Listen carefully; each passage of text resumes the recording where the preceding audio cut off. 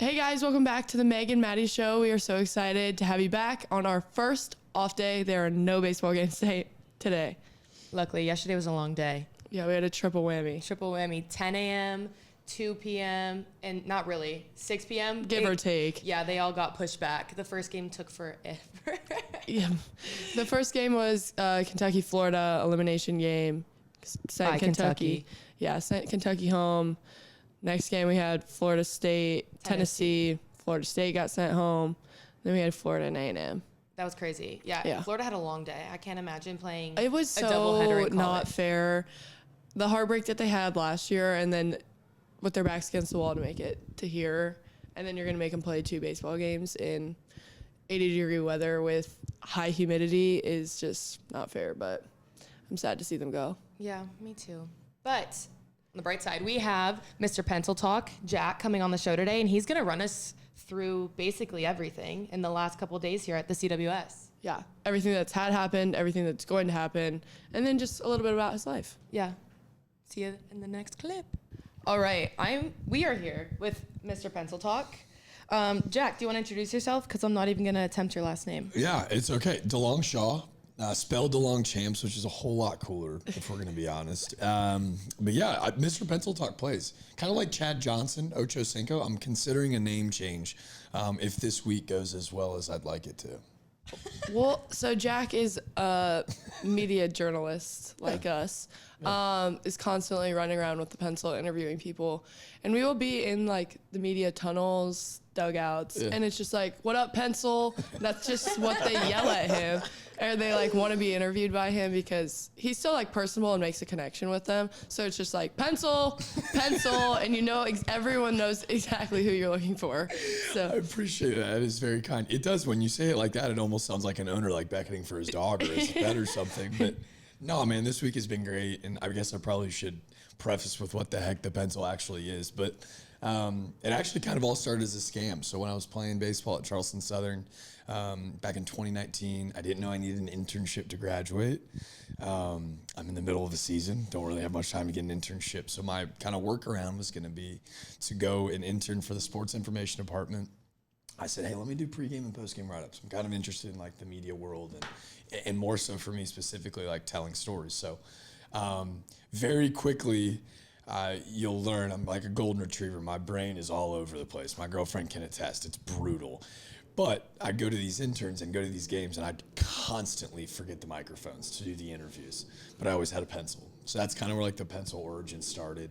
I had a lot of fun interviewing like my own teammates, and what I kind of learned was like, because they're your friend, not even just your teammate, it was this cool opportunity to like see behind the curtains, like the real genuine conversations, not the buttoned up, like on ESPN, have to say the right thing. So about a year and a half ago, when I started doing sports broadcasting stuff officially for 3 schools in Charleston, and fortunately now enough up in the North Carolina area as well, I was like, hey, instead of like broadcasting games and then like actually going down and taking a microphone and interviewing them, A, it wasn't really true to me, and B, I had to continue to find my own voice and perfect my own craft in it. So that's when I was like, all right, I'm going to resurrect the pencil. It's going to come back, and I'm going to have these college kids scream pencil at me, because what I found is it's a much more authentic way for me personally to get these guys to open up in a light that maybe fans and other broadcasters at times don't get to necessarily see. is that when you knew that like you wanted to make that your career after your internship? No, it's a great question. No. I played 4 years at Charleston Southern, then I transferred to George Mason up in the DC area. I knew that I wanted to get my master's degree. I played 2 more years of baseball. And after that, I was like, I don't really know. I knew I was done playing. I had exhausted all of those energies and efforts. But I think there's like this tenure in your time where you're like, oh man, like I really miss it, but like not really. What do I want to do with my life? So I got a sales job. I hated my life so much. But in that time, I just had kind of craved like being back around sports. But I knew it wasn't playing, and it necessarily wasn't coaching. So I took a job in Laramie, Wyoming, actually, working for the Gem City Bison, a really hilarious summer college baseball team. It was a disaster, but it was so much fun. But in that time, I started broadcasting games. Like I was cooking hot dogs, coaching third, umpiring, cleaning toilets, and then like any role imaginable, because it's summer college baseball, you have to do everything to make sure that the ship is still steaming forward. So in that time, I go, hey, let me try the broadcasting thing. We had a single high home camera with an iPad, and I was like, let me just talk over it. Like, I want to give it a shot. And in that time, I go, ooh, like of all these things, right? I was the general manager of this team, but of all the things that I was doing, I was like, that like scratches the itch. And it wasn't self-fulfilling. It was more so the opportunity to like tell these dudes stories to a, at that time, super small audience of parents and friends that just wanted to see what the heck their buddy was doing out in Wyoming. So in that time, I was like, all right, cool, I want to do that. So once I realized that that kind of itch existed, I moved back to Charleston. I started calling high school football, high school basketball, which led to college football and college basketball at the Division I level at Charleston Southern, Citadel, and College of Charleston. And then from there, that was last fall to last spring. And then I'm doing these college baseball games, which is obviously my passion. And in that time, I was like, all right, I think I'm going to try this pencil thing again, almost as like homework, right? So I'm going down, introducing myself to these players and learning about them. That way I could go brag about them. And what I found is like with the pencil, like no one's nervous, right? Like there's no need to like feel like you're meeting a stranger with a suit and tie. Like I'm rocking and roll with flip flops and a pencil. Like how serious can this possibly be? So last year before Omaha, I was like, all right, this is my proof of concept. Like if it works in my little bubble, I'm curious if it works with the best players in the country. And then what I found last year in Omaha, the sports information directors and coaches were the awesome like funnel to being like allowing me, this complete stranger, to come roll in with his flip flops and a pencil and help tell some unreal stories. In the case of, obviously LSU last year and even Jack Caglione of Florida, it was cultivating those relationships throughout the last year to get to this point today. So that long-winded answer, like it's taken some time to figure out like, hey, what's the vision? What do I want to do in it? And today I can tell you, yes, this is what I want to do, but it took some time to get there. So we're here at the pinnacle of it all, the College pinnacle. World Series. How many times have you been now? Is this second?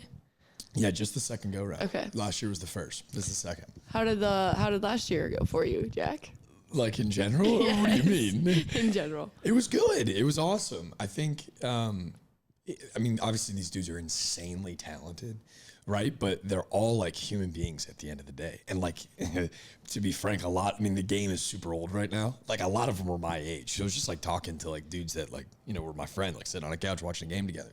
So it went really well. That proof of concept to me kind of blossomed into this, I know what I want it to look like now. Right? Like we'll talk a little bit about the game, but not really. Like I want to know, are you a pen or pencil fan? Like I want to know who in that dugout is the strongest, the funniest, like who you would or would not let date your daughter. Like those are the questions that I kind of predicated, all the while like maintaining this serious professional goal, aspiring dream of like, I want to broadcast. Like y'all know, I've kind of hinted at it with you guys. Like I don't know social media at all.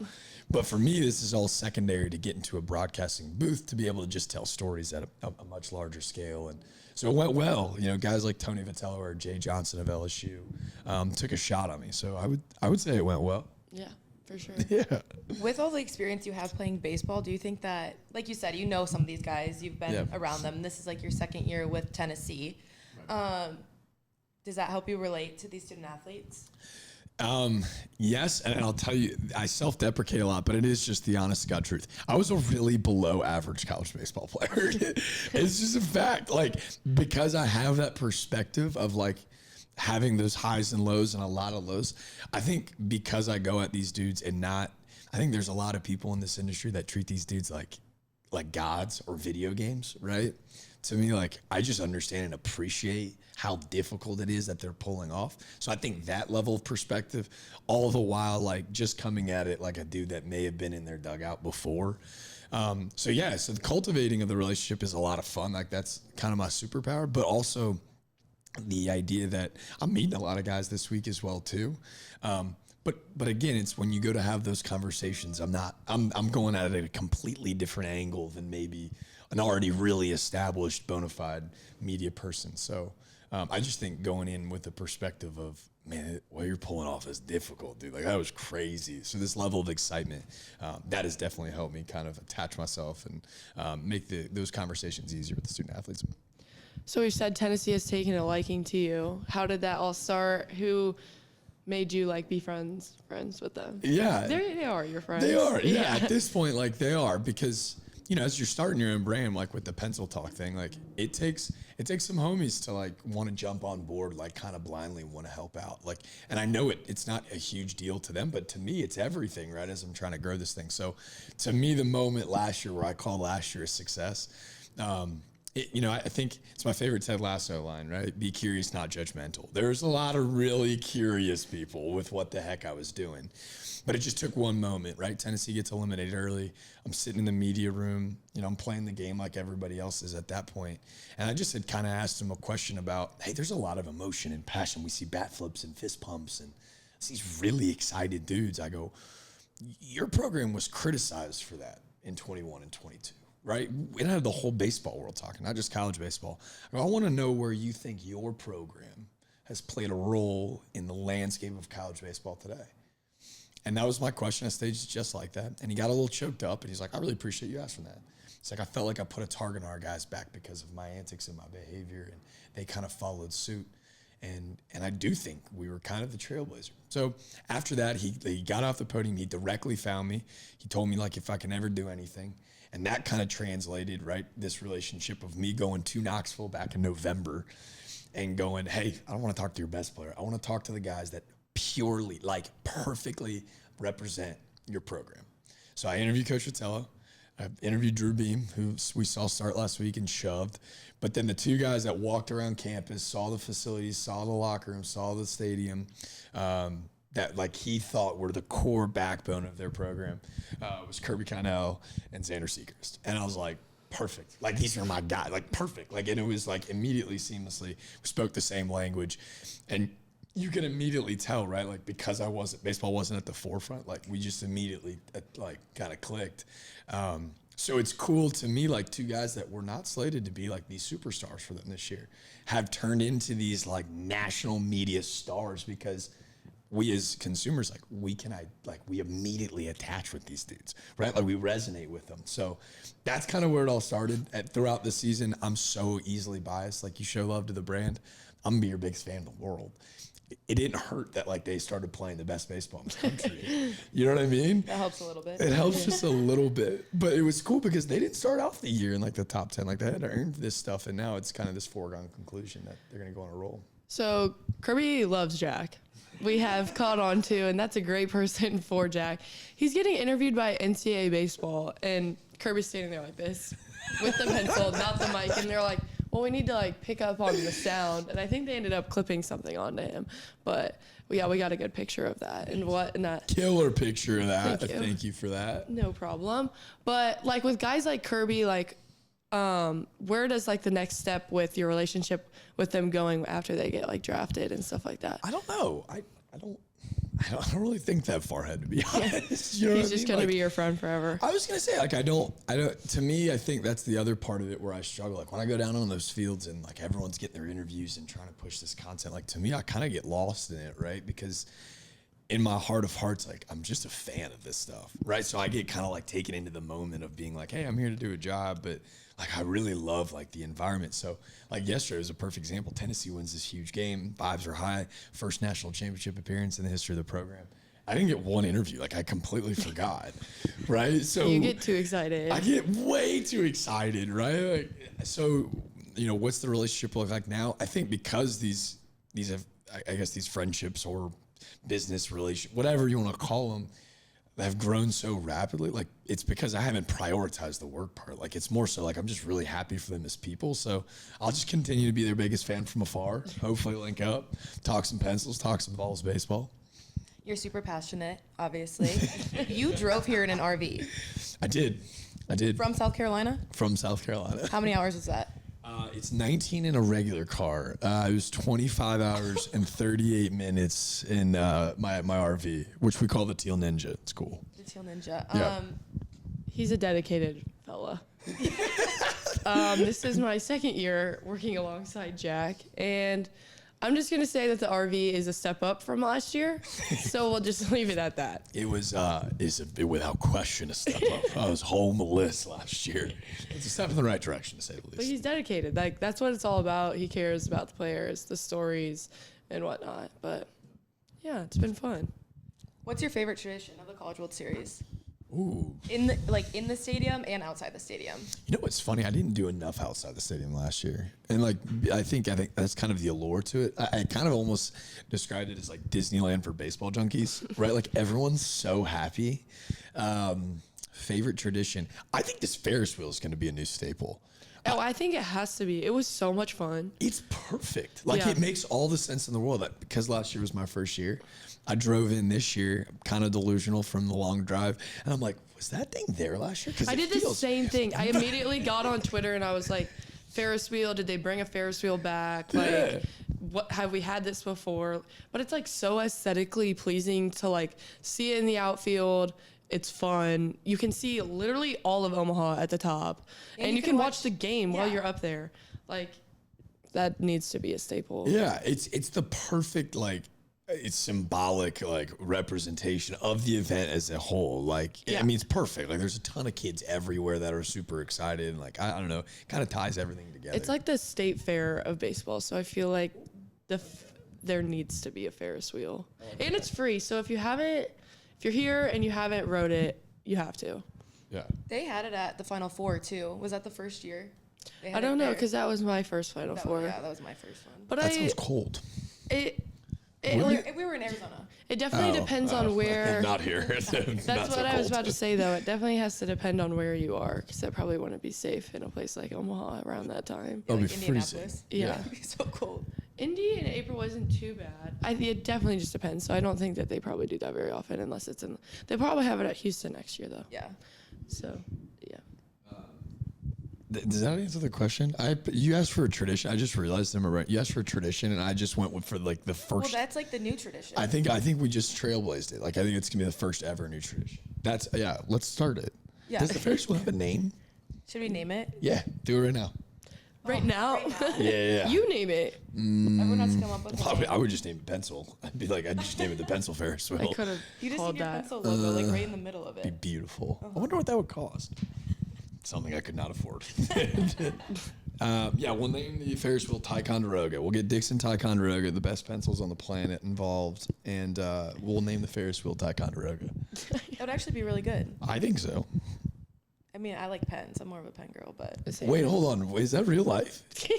How long have we been running this thing? I'm just kidding. I'm out of here. I write with a pencil every single time because I make too Yeah. many mistakes and I can never spell anything right. I would hope so. I need an eraser. In my 3 places that I call home of Indiana, Omaha, and Arizona, I don't think if my life depended on it, I would find a pencil in any of the 3 places. Really? Yeah. So am I sitting in between two people that like despise pencils right now? I just No, told you're you. our pencil. I brought gifts You're too. the I'm- only pencil that we Okay. need in That's this perfect. industry. All right, cool. So Just don't worry making about sure. it. Okay, back to traditions. Have you had a Jello shot I did have a Jello shot. at Rocco's? I had a Jello shot this year and last year. Yeah. Well, Meg has never had one. And I still didn't get one last night. Did we you go to didn't Rocco's go. last night? No. But I mean, like, we could have stopped. It's right by my house. We legit could have walked in there and stopped. Easily. But So what's stopping you? I just don't like. I don't know. I don't like But you've Jello never shots so tried much. it. We did have a Jello shot last night. You It's not just at told me that you've never had a Jello We shot. had them at T. Henry's. T. Henry's. Okay. It's a bar in Old Market. So you have like had- I'm the queen of making Jello shots. So but like let's flip that back. You said I've never had a Jello shot before. I meant a Rocco's Jello shot. Didn't say that. A College World Let Series. me clarify. Rocco's. I have never had a Rocco's Jello shot, but I'm very good at making Jello shots. And did you see how I came on the attack there? I'm still on the fence after you said you like pens. Ugh. No way, brother. Ugh. All right, you and Maddie can just duke this rest of the interview No, but out. all right. So let's have I it. think I'm a pencil op too now. So Yes. he's just gonna be sitting there by himself. What's a pencil op? Is Like an I'm- op, like I don't know what an op is. Opposition. So like, like right now, me and Maddie are your oppositions because you Okay. like pencils and we I don't. like how you broke that down for me.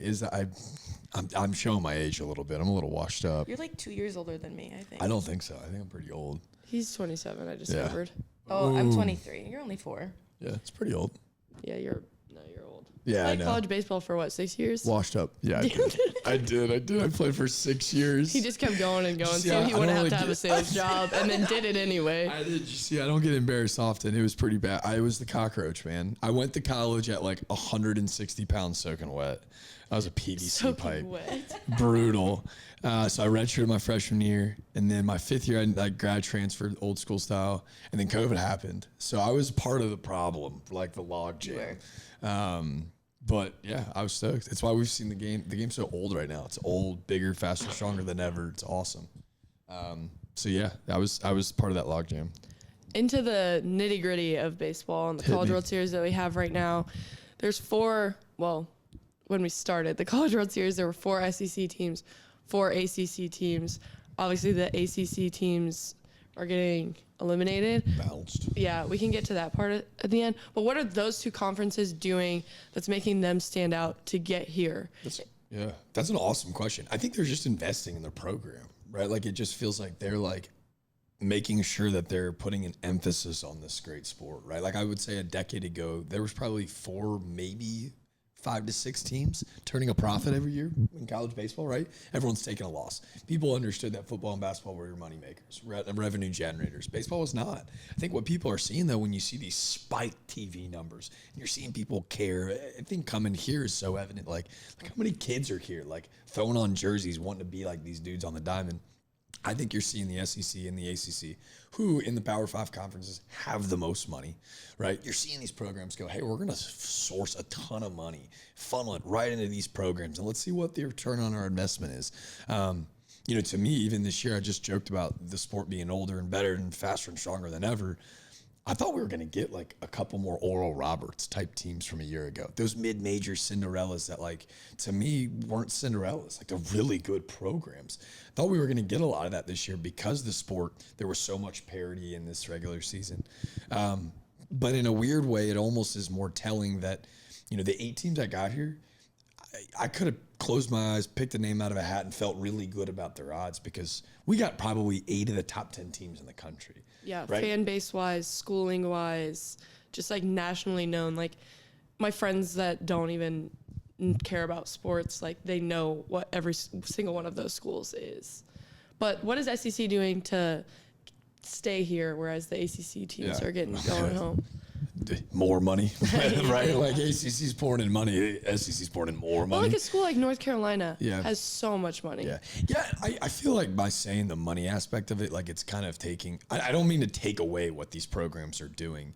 I mean, like look at Tennessee and A&M, right? These are 2 programs that are playing for a national championship for the first time in their program history, right? Like that has more to do with than just like pouring in and resources, right? Like they've got the right people. Like they have the right people involved. They're going and finding not only the best players in the country to come play for their program, they're finding the right fits, right? Like to me, when you like talk about Tennessee, people talk about Billy Amick, who might have been the biggest transfer portal pickup, like, but they forget to mention these old guys like Xander Seacrest and Kirby Connell or Chris Stamos from California, like AJ Causey, who's a stud, might start game 1 of the national championship. Transferred from Jacksonville State last year. Didn't have great numbers, right? That's not about anything other than like finding that hidden gem that fits really well in your culture. And you go, I believe in this kid. Like that's a great story. You look at Texas A&M, a guy like Hayden Schott, who, if you don't know who Hayden Schott is, I think he's the best follow on social media if you're looking to follow a college baseball guy. He is absolutely hilarious. He's an older guy. I think he's 24, 25. And he's a cool dude. Cool dude. And he played, right? He had 2 years stolen from him because he went and played in the Ivy League. So during COVID, he had his freshman, sophomore years where they just canceled the whole season. Now he's getting this opportunity to play on the back half, right? Mm-hmm. He wasn't the most sought after guy in the transfer portal, but A&M said, hey, we believe in this kid. We love like the character, the makeup. And he has immediately made an unreal impact on that ball club. And those are kind of the stories that I love to tell, right? Like I think there's so much naysay about NIL and portal, but like there's some really good stories too of like guys that played with a chip on their shoulder, necessarily get like the recruiting opportunities out of high school, and now they're like making this huge splash on college baseball's biggest stage. I was gonna bring up NIL with like what you said about the SEC just has more money. Like it's crazy to hear like the numbers that it's like commit here and you'll get X amount of money, and then plus you'll get this brand deal that'll work with you. And then these like kids are walking out millionaires out of college. Like normally you're like, I have to pay like $100,000 in student loans, but now these guys are walking out with 0 student loans and $1 million in their pocket. The SEC just has more money to do that. They both schools have a lot of money, but to get those kids. And it's like the fan bases, right? It's like their alumni and boosters like care so much that, you know, it's not just like the programs that are facilitating that money. They have the networking to like you said, like hook them up with brands to go, hey, this brand wants to be connected to, you know, SEC program A, and this is how they're going to be able to make it happen. This is why you should come be a part of it. So yeah, to your point, it's crazy to like to not leave school with loans, but nevertheless like be able to go buy a house at 22, 23. It would be an awesome feeling. Cannot relate. Or if like their parents have like good financial literacy and then they have this money and they're like, oh yeah, let's buy this house and turn it into an Airbnb property and do this and that. And it's crazy that they have like that ability. That's a fantastic point. The financial literacy point is like, I think I wouldn't have known. If you'd hand me $1,000, I would not have any money. I would be spending it all. I would owe money. I would owe money to the government. Like I'm 27. I'm still trying to figure out the tax process. Like, yeah, I think they're building into this thing because it is the Wild West. Like there are so many unanswered questions about it that them putting in these like financial literacy courses to understand like not only like if you're making it, how do you allocate it in a way where you can keep most of it, not have to give most of it back to the government. Like it's crazy. They all need financial advisors. Yeah. I do too. I think I do too if my mom's watching this. So, okay, so Jack Caglione. Dog. I think I missed him already. I'm like sad. The TikToks that NCAA baseball was posting yesterday was making me cry. Him crying, and then it cut to him and his dad crying together. And then you see his girlfriend wipe the tears off his face, and it's just like slow-mo, sad music, and I'm just sitting there and I feel so defeated. Well, that is to me, that's actually called secondhand sadness. I figured it out. Those end of the season vibes are miserable, right? Like I'm super self-aware with the pencil. I never go interview guys after the game. Yeah, we don't do either. But like with those guys, I just wanted to like go say thank you one more time. I was like, I can't be over here for more than 5 minutes, or I'm gonna have to like reverse gravity, like stop the crying. But man, like those videos are so telling to me. I got to interview him at Clemson, and like their whole motto, like they barely got into the tournament this year. They go on this big magical run, like they had these team of destiny type vibes. But you're talking about a guy, in my opinion, and I've said this a ton, and Cags hates it when I say it. I think he's the greatest college baseball player in the history of the sport. I would argue like top 3, but the best that I've ever seen in person with my own eyes by far. To me, like there are individuals that have played this game that have had better numbers. There are guys that have had more accolades and more achievements and have won. No one has ever done. This is undebatable. No one has ever been able to do what he can do on a baseball field in the college athletic realm. Take all of that aside and understand that, in my opinion, right, he's going to be a top 2 pick, and he shouldn't be 2 in this MLB draft, right? He's about to make not top 2, not 2. And like you've got all of these things going for you. Yet after that Clemson series, their emotion was so raw and so genuine. He just looked at me and was like, dude, I'm terrified to take this jersey off for the final time. Yeah. I was like, bro, right? That doesn't happen in the big leagues. This only happens in our college sport. That's the beauty in generation. Oh, it's the coolest. Yeah. I feel it's just like heartbreaking because they have this great story where they win backs against the wall in the regional, and then they go and sweep at super regionals. Then they're here after losing the national championship last year, and it's just sad. I just feel bad. Like they were so deserving. They did everything they needed to do to get here. They knock off some nationally ranked teams, and they still come up short. Now he's gonna cry. I might. I love that. Should I make it worse? And they lost in Game 3 of the national championship last year. I remember. I was there, but no. But also another really cool thing, the guy that had the program record before him, was it Mike? Yeah, Mike Laporta. Okay, him. His family was all there when he tied the record.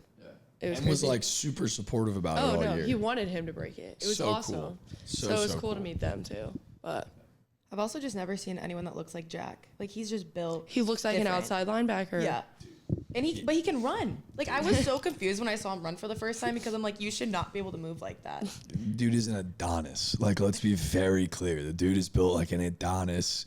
He is a legitimate, he's not an outside, he's a legit NFL defensive end. Yeah. Hand him a bat, it should be like second-degree murder with a deadly weapon. Like, this guy is a freak. Him and Brody Donay are two of the largest human beings. And when Cags pitches and Donay catches him, you're looking at 6'7", 250 and 6'6", 245. Like, Yeah. crazy. And they run well, too. It's crazy. No, they were two fan favorites for sure. Speaking of fan favorites, do you have any other fan favorites besides your Tennessee little friends? They're not little either. They're huge, too. All these guys are so damn physical. Fan favorites this week. Yeah, we talked about the Tennessee lefties. Christian Moore's been unbelievable. Second cycle in the history of the sport. Cags was so much fun to be around. Hayden Schott has been so much fun. I know we mentioned him. I'm going to try to do everybody on. I'm going to do everyone from all 8 teams. Ready? Okay. All right, so we're 3 for 3. NC State, to me, Alec Makarevich, switch hitter, wears 99. He doesn't wear 99 for Aaron Judge. He's a huge hockey fan. So, like, literally chipped the tooth in the Super Regional. That was a really fun story.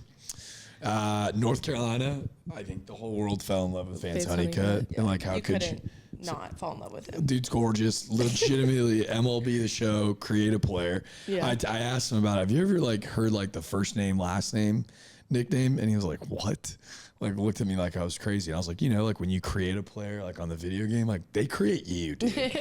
So he was a stud, man. And like so clutch. Like every time they needed a swing, it was always him. I know. That was like one of the most unbelievable things I'd seen. Like, obviously, I had grown a liking to him throughout the season, but then, who did they end up losing to? Florida State. Yeah. And he's still, they're down like 3-4, and then he just hits a home run anyway. He's and it's unbelievable. And he can fly too. So he made himself a lot of money this week. He's bona fide top 10 pick in my opinion. Florida State was a really cool story. Florida State to me, like hand up, I kind of slept on them going into this thing. I just didn't think they'd had the pitching to get it done. But man, averaging 11 runs offensively is nuts. And like obviously Jaime Ferrer went nuts this tournament. He was a fun story. But Tibbs III, who won the ACC Player of the Year, like he plays with like this extreme animosity, like bat flipping, the swagger, like talking his talk.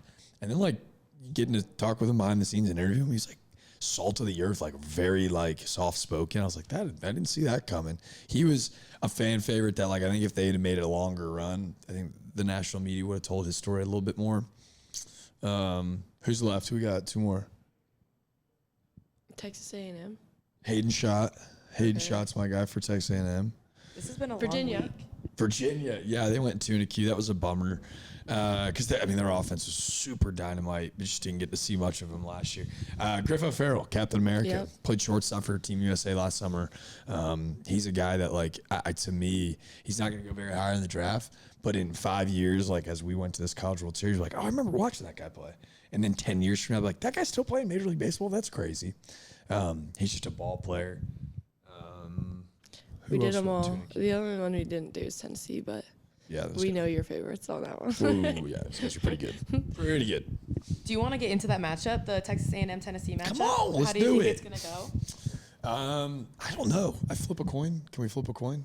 Yeah, I mean, We cool with that? Yeah, I mean, it could go either way. Literally. They're both unbelievable. How about in this tournament, right? I talked about all this parity. I thought there was gonna be like 3 mid-majors here, and then it was just college baseball blue bloods. Vegas betting odds. Every money line favorite has won this week. Every game, right? I know those first 4 games we had walk-offs and like a game-saving catch. Every time Vegas has released an odds, the favorite has won, right? So now we get to this World Series where kind of similar to last year, which are anomalies, honestly, in our sport, where like usually sometimes it's the hottest team, not necessarily the best team.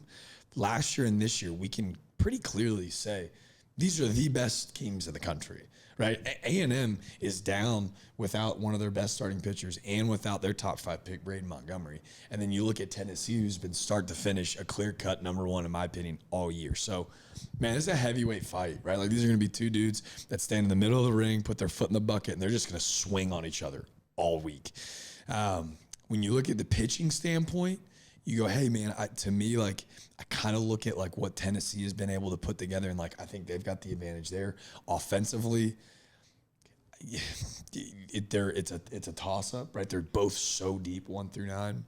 And then defense, A&M's played probably a little bit better defense than Tennessee.